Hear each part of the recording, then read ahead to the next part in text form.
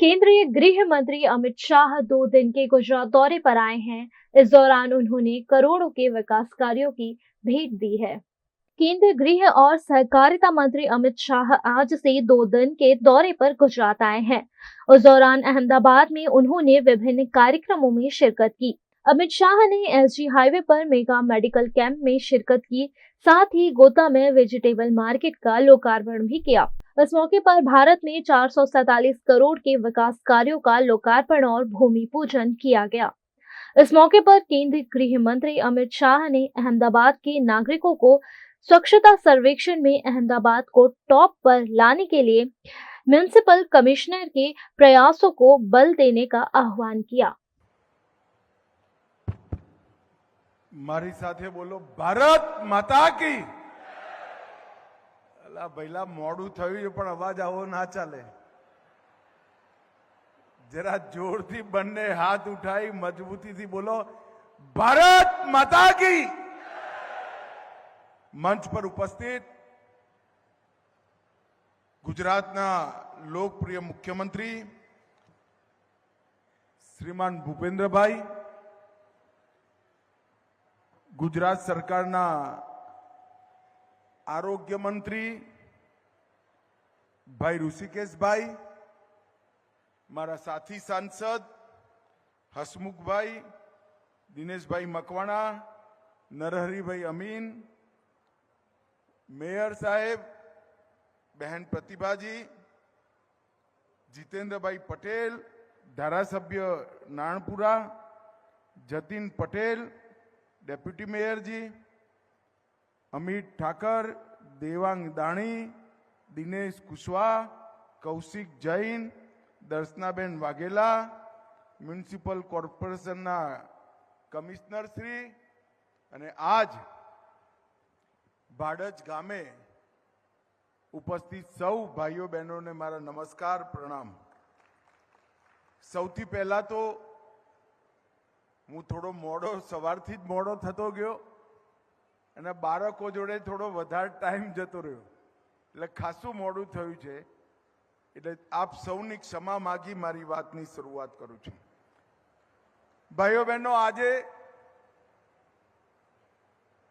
9 દિવસના શક્તિના આરાધનાનો નવરાત્રી પર્વ આજથી શરૂ થાય છે। સમગ્ર વિશ્વમાં સનાતન ધર્મના અનુયાયીઓ આ 9 દિવસની અંદર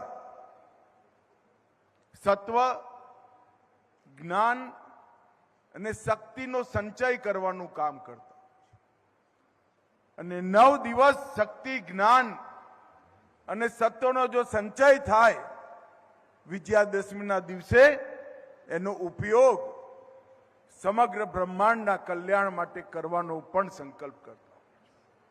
આ 9 દિવસના શક્તિ આરાધનાના પર્વ નવરાત્રી એ સમગ્ર ગુજરાત અને સમગ્ર ભારતની અંદર અનેક પ્રકારથી ઉજવાતું હોય છે અને ગુજરાતીઓ માટે તો કહેવાય કે ગુજરાતની નવરાત્રી નથી જોઈ એને ગુજરાતને ઓળખ્યું જ નથી। 9 દિવસ સુધી સમગ્ર ગુજરાતની અંદર અનેક પ્રકારની સાધનાઓ થતી હોય છે। અમદાવાદ મહાનગરના કુલદેવી ભદ્રકાળી માતાનું સ્થાપન 600 વર્ષથી જૂનું છે। આ સૌથી પહેલા હું શક્તિના ચરણોમાં પ્રણામ કરી મારી વાતની શરૂઆત કરવા માંગુ છું। મિત્રો, આજે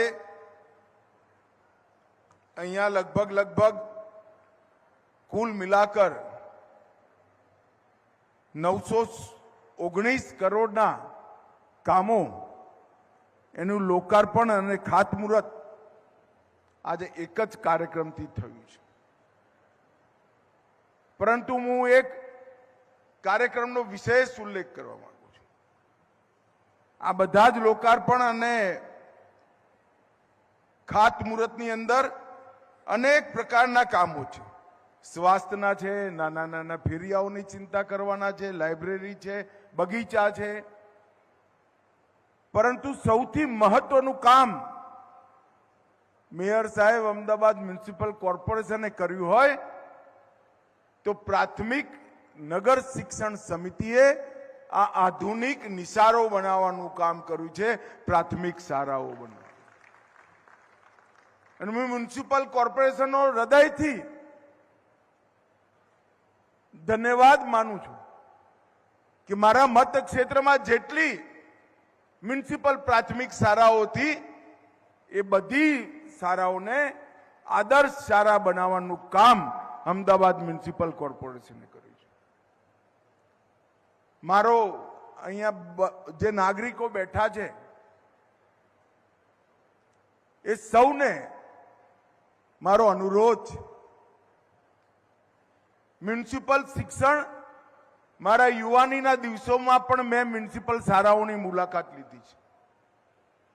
અનેક કેમ્પ લગાયા, નાની નાની વાંચવાની ચોપડીઓ વેચવા પર થતો હતો અને આજે પણ જાઉં છું.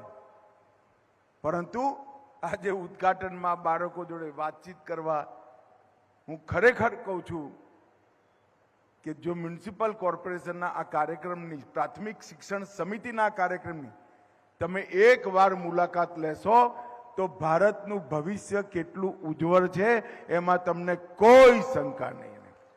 નાના નાના ભૂલકાઓ, ગરીબ ઘરના ભૂલકાઓ, હું અહીંયા ઉલ્લેખ કરવામાં નથી માંગતો, મેં લગભગ 20 બાળકોને પૂછ્યું કે મા બાપ શું કરે. વિશ્વાસથી કે મારા મા બાપ શાક વેચવાનું કામ કરે. આત્મવિશ્વાસ એ આજે શિક્ષણથી જ આવતો હોય છે. અને અનેકવિધ વિધાઓમાં કોઈ વિજ્ઞાનના પ્રયોગો બતાવે છે, કોઈ સુંદર તબલા વગાડતું હોય છે, કોઈ ગાતું હોય છે, કોઈ ચિત્રકામ કરતું હોય છે.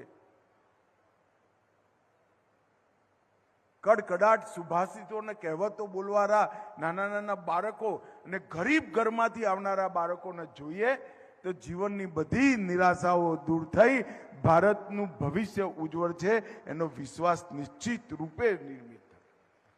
હું હૃદયથી મેયર સાહેબ, પ્રાથમિક શિક્ષણ સમિતિના ચેરમેન સાહેબ અને સૌ આ કામમાં જોડાયેલા એક એક પ્રાથમિક શિક્ષક અને શિક્ષિકાઓને હૃદયપૂર્વકના અભિનંદન આપવા માંગુ છું કે અમદાવાદ મ્યુનિસિપલ કોર્પોરેશન પ્રાથમિક શિક્ષાનું સ્તર, શાળાઓનું સ્તર ઉઠાવવાનું કામ કર્યું છે. અને હું તમે લોકો જે આ મનોયોગથી આ કામમાં જોડાયા છો એ સૌને કહેવા માંગુ છું કે મ્યુનિસિપલ કોર્પોરેશનના વીએસ હોસ્પિટલથી માંડી, એલજી હોસ્પિટલથી માંડી બધા જ કામો એક બાજુ રાખી દો. આજે બાળકોના વ્યક્તિત્વના નિર્માણનું જે તમે કામ કર્યું છે એ આવનારા દિવસોમાં દેશની બહુ મોટી સેવા કરવાનું છે, બહુ મોટી સેવા કરવાનું. ભાઈઓ બહેનો, આજે લગભગ 472 કરોડના કામો લોકાર્પણ અને ખાતમુહૂર્ત ગાંધીનગર મતક્ષેત્રમાં થયા અને 446 કરોડના કામો મેં મારા બે સાથી સંસદ સભ્યો હસમુખભાઈ અને દિનેશભાઈના મતક્ષેત્રની અંદર થયા. આ બધા જ કામો એક પ્રકારથી અમદાવાદ શહેરના નાગરિકોની સુવિધા વધારવાના. અને હું આજે અહીંયા આવ્યો છું ત્યારે આપણા મતક્ષેત્રમાંથી જ ધારાસભ્ય છે અને ગુજરાતના મુખ્યમંત્રી ભૂપેન્દ્રભાઈનો પણ હૃદયપૂર્વક આભાર માનવા માંગુ છું. કારણ કે આ 6 વર્ષની અંદર ભૂપેન્દ્રભાઈએ કુલ મિલાકર અમદાવાદ શહેર, કલોલ તાલુકો અને સાણંદ તાલુકો, ગાંધીનગર, અમદાવાદ શહેરનો કેટલો હિસ્સો, ગાંધીનગર લોકસભામાં 23,951 કરોડના કામોને મંજૂરી આપવાનું કામ કર્યું. અને 23,951 કરોડ સિવાય મોદી સાહેબે લગભગ 14,000 કરોડના કામોનું ઉદ્ઘાટન, લોકાર્પણ કર્યું. કુલ સરવાળો કરીએ તો 37,000 કરોડ રૂપિયાના કામો 5 વર્ષમાં એક જ લોકસભામાં થયા છે. ભાઈ ભૂપેન્દ્રભાઈ માટે જરા જોરથી તાલી વગાડો બધા ભાઈ. સાથે સાથ વિધાનસભાઓની અંદર અનેક પ્રકારના પ્રકલ્પો, જેમાં બાળકોના પોષણની ચિંતા થાય, બાળકોના ભણતરની ચિંતા થાય, કિશોરોના જ્ઞાનવર્ધન માટે લાઇબ્રેરીની ચિંતા થાય, આપણો વિસ્તાર એનું ઉષ્ણતામાન જળવાઈ રહે, પાણી જળવાઈ રહે, એના માટે તળાવો બનાવવાના હોય કે લગભગ 40 લાખથી વધારે વૃક્ષો વાવવાના હોય. એક વર્ષમાં 40 લાખ વૃક્ષો. રોડ, ઓવરબ્રિજ, સ્ટ્રીટ લાઇટ, હોસ્પિટલો, પ્રાથમિક આરોગ્ય કેન્દ્ર, પ્રાથમિક શાળાઓ, કોઈ ચીજ છોડી નથી.